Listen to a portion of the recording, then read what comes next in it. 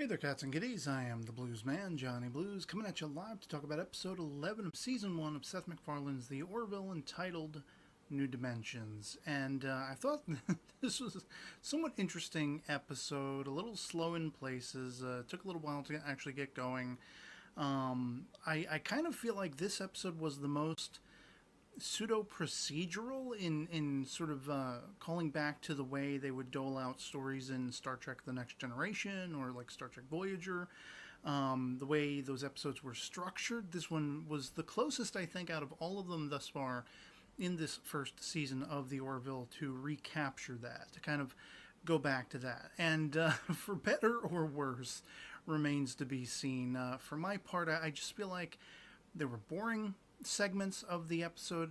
It wasn't as resounding in places. There were some really great concepts and ideas, and those were the things that were exemplary in the episode, but it took a little while to actually get to those things. And it was kind of a conflictual episode for me. It was a love-hate episode for me once again. And this time, just the story structure of it just felt like, okay, let's get to the point already. Let's get there. Let's get some momentum up. There wasn't really any momentum. Even the episodes I've had problems with mostly still had a sense of momentum, mostly still kept the story moving. And I just felt like there were a few beats in this episode where it was just like, well, pick up with things again. Let's get moving. you know. For the most part, I could take or leave the jokes and the contemporary humor and stuff like that, which was somewhat downplayed in this episode. That's my usual go-to complaint with these episodes. And you would think that I would then completely be put off by the whole opening aspect of, the two Helms guys taking a chunk of Yaphet and putting it on like a plate in this little get-together, this gathering, and then, of course, Bortus eats it. But I actually kind of found that compelling, kind of intriguing from a pseudo-fictional xenobiological standpoint. Like, here are these two alien species. Bortus can eat just about anything. He probably has a boot in his belly, as per what Yaphet, was exclaiming when he goes to reach inside Bortus's guts and get that chunk of himself back out of him. Just the biology there was kind of fascinating, and that's not something we would always get that much, sort of info on in any of the Star Trek series, like, they wouldn't ever really shine the light that pseudographically, I guess you could say, to the point where you're envisioning, there is a sort of pseudo-sentient chunk of Yaphet and Bortus's gullet, and how that all works, and the way he is gelatinous, but he still holds some estimation that, he has an awareness of his missing bit and that it's somewhere, that kind of thing. Just really a lot of intriguing ideas just encased in that one sort of punchline scene, I thought. I found that resoundingly curious and intriguing. But the most intriguing aspect of this episode was, of course, the rift leading to 2D space. And it really reminded me of a Doctor Who episode, the episode entitled Flatline, where the Doctor and his companion at the time, Clara, encounter this 2D dimensional species that he, I guess, dubs the Boneless. Because, they're not 3D. They cannot stand in the third dimension. They have the length and the width and everything like that, but there's no up and down. There's no horizontal. And that's very much the way they describe the 2D space in this episode. It was interesting that there isn't so much a villain like the Boneless in this episode, even though you do have the Krill, the impending threat of them, but also, it's more so the 2D space itself that is the threat. And I thought that was really an intriguing idea because, it's going to compact. And we already see a ship that goes through, this disgusting slovenly alien, who doesn't pay heed to the warnings and goes through and is completely, slaughtered because of it. And, who knows if he was the only one on board that vessel. I don't remember if they scanned it and said there were other life forms or not. But if there were, that's what happened to all of them, and then of course the Krill, that they're coming because he has weapons, he's transporting weapons, or he stole the weapons, whatever like that. And but again, it's the 2D space itself, that 2D dimensional environment that is actually posing the threat. And I thought it was really interesting the way it looks. I thought it looked absolutely captivating, you know, sort of like a multicolored, you know, sort of computer circuitry board or something, you know, and all the little flittering lights. This could be the society that exists in that. Not necessarily just like energy pulses, but that could be the sentient society that lives within that area, you know. And so I thought that was very interesting. And I also, because I relate it to Doctor Who, I was gobsmacked when the captain himself references Doctor Who, like talking about the quantum bubble they're going to put around the Orville, and then subsequently one of the Orville's shuttles, and that's going to keep the dimensional space, you know, static inside it, so that way the Orville won't crush under the weight and be flattened and all this kind of stuff. And but more specifically, when it comes to the shuttle, you know, it's kind of like that interdimensionally transcendental effect that the TARDIS, the Doctor's, as they call it in this episode, phone booth. But I'm like, really, dude, it's a police box. Come on. It's a phone box. Not a phone booth. But anyway, I digress. But I loved the reference. I loved hearing the reference to Doctor Who, and then you had things like, you know, Snoopy's doghouse, where it's so much grander on the inside in scope and everything. Oscar the Grouch's, you know, garbage can. I liked these little references because these are things that they fall in line with things I recollect from childhood. I'm a longtime Peanuts fan, you know, Charlie Brown and all that stuff, Snoopy. Of course, like most people my age, I grew up with Sesame Street, and Oscar the Grouch was one of my favorite characters growing up. Him and Big Bird. You know, and then of course Kermit when he would cross over from the Muppet Show. But yeah, so Doctor Who actually gets a mention. I was reminded of Doctor Who, and I wonder if there was any inspiration taken from that Flatline episode. I believe this episode was written by Seth MacFarlane, so I wonder if he put that in there, you know, knowingly, or it was just a coincidence, because, you know, the whole idea of a 2D dimension and you know, things like that. That was a Doctor Who episode. I don't know if that was a callback to that, an homage to that, like a tip of the hat for the inspiration for the story, or if it's just a pleasant coincidence, you know, that kind of thing. But in either event, I thought it was awesome, you know.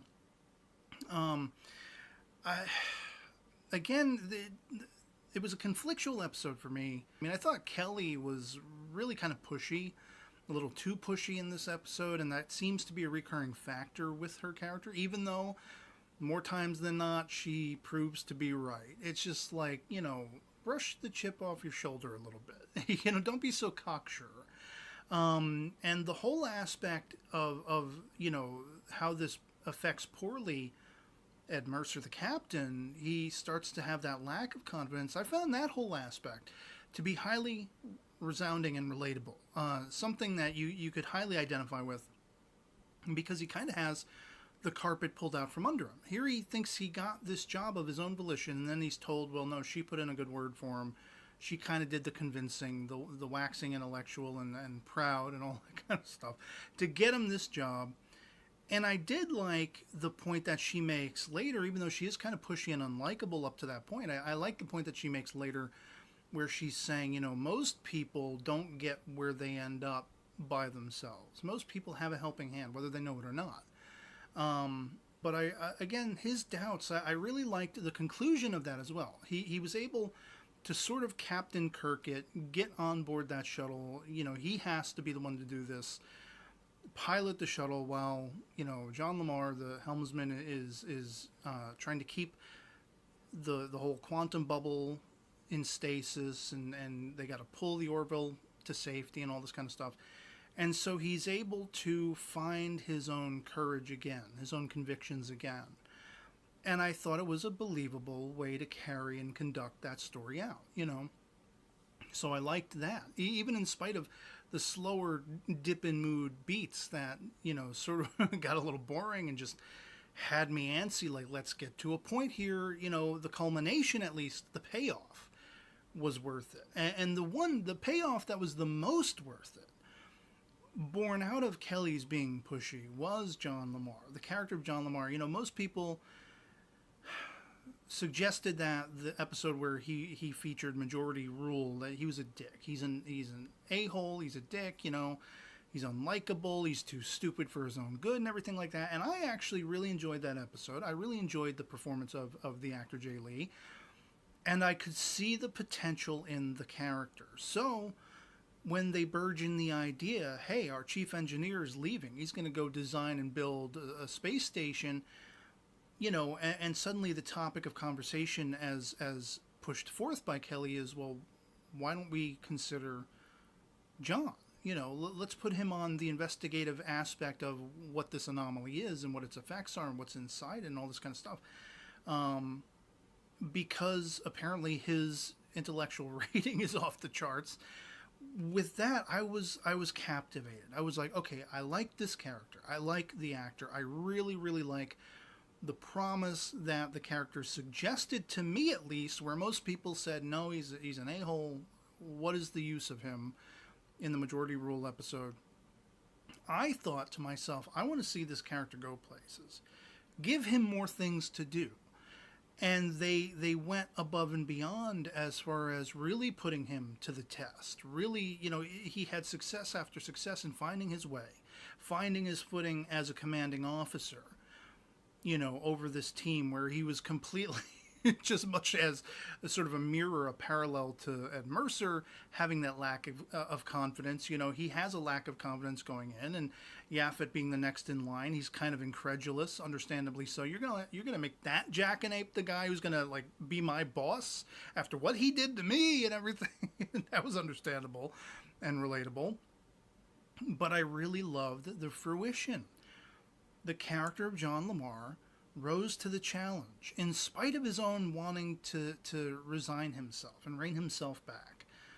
And I really liked that we have this character now who's in a position of command, a position of power on board the Orville for the work that he put in. He earned it, rightfully so. And I was compelled and captivated by that. And, talking about the structure of the episode being very much something that calls back to the next generation of Star Trek, it also very much called back to Geordi LaForge, LeVar Burton's character on The Next Generation, who began on the bridge of the Enterprise 1701D as a helmsman and would eventually move down to engineering and become the chief engineer of the Enterprise and subsequent Enterprises after that. Eventually he would go on to be a captain and everything like that. And it was very much kind of, a carbon copy of that. Not directly so, but that kind of character evolution for a character like John Lamar, which I liked. I like his character, and I wanted to see more come of his character, be brought about for his character, and that's exactly what this episode gave me.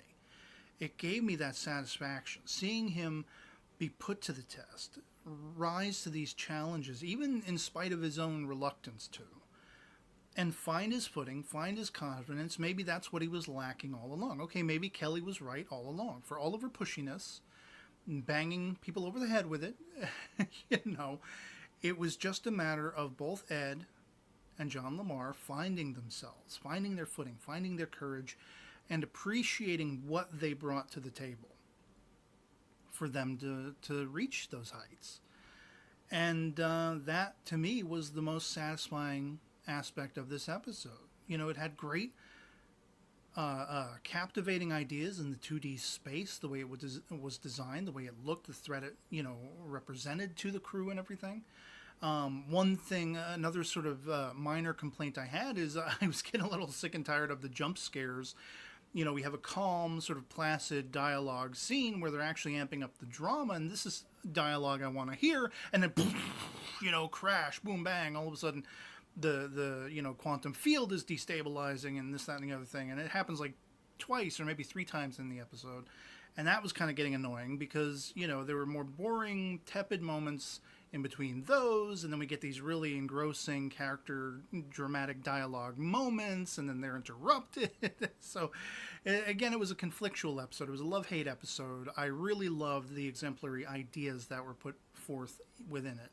The 2D space, the threat of that, traversing it, getting out of it, the character evolutions of Ed Mercer and John Lamar in the wake of it all, and you know, coming to grips with finding their own courage and their self semblance, and you know, those were the most resounding aspects for me for this episode. Everything else I could have taken or left.